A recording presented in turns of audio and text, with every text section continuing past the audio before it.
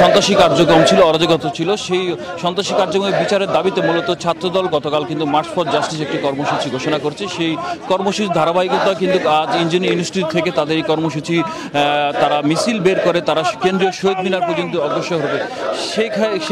সেই মিছিলে অংশগ্রহণ করার জন্য কিন্তু আপনারা দেখছেন ছাত্র দলের কিন্তু অনেক মানুষ এখানে আসেছে এবং হচ্ছে তারা এই যে রাষ্ট্র কর্মসূচি আছে সেই কর্মসূচি অংশগ্রহণ করতে চাচ্ছে তারা। এবং ছাত্রলীগের যে সন্ত্রাসী দল ছিল তাদেরকে শাস্তির দাবিতে এবং নানা বিষয়ের দাবিতে তারা মূলত এই কর্মসূচি পালন করছে বলে আমরা জানতে পেরেছি। আমরা একটু এখানকার এক ছাত্রদলের কর্মসূচি লোকের সাথে কথা বলতে চাচ্ছি। আপনাদের মূল যে কর্মসূচি সেই কর্মসূচির মানটা কি, অথবা সামনে আপনারা কি পদক্ষেপ নিচ্ছেন?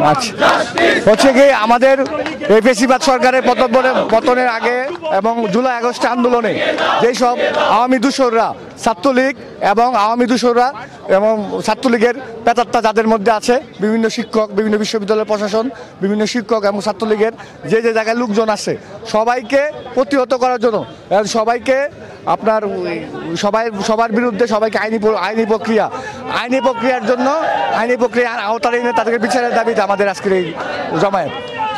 যেমনটি শুনলেন যে মূলত কিন্তু ছাত্রলীগের যে সন্ত্রাসী কার্যক্রম ছিল এবং তাদের যে অরাজকতা ছিল, তাদের সন্ত্রাসী কার্যক্রমের বিচারের দাবিতে, অতি দ্রুত বিচারের দাবিতে মূলত তাদের এই আজকের কার্যক্রম। তারা কিন্তু এখানে অবস্থান করছে ছাত্রদলের লোকজন, তারা বিভিন্ন স্লোগান দিচ্ছে, আমার ভাই রক্ত বৃথা যাবে না, মোদের চাওয়া একটি গুপ্ত হতে মুক্ত চাই, বিভিন্ন স্লোগানে কিন্তু এই ঢাকা বিশ্ববিদ্যালয়ের যে অগ্নিশিখা আছে সেখানে কিন্তু এখানে অনেক মানুষ আমি দেখতে পাচ্ছি এবং নেতাকর্মীরা অবস্থান করছে। এখান থেকে কিন্তু তারা শহীদ মিনারে অবস্থান নেবে। শহীদ মিনার থেকে তারা হয়তোবা সামনের যে পরবর্তী পদক্ষেপ সেই পরবর্তী পদক্ষেপ সম্পর্কে জানতে পারবে। জি, ধন্যবাদ।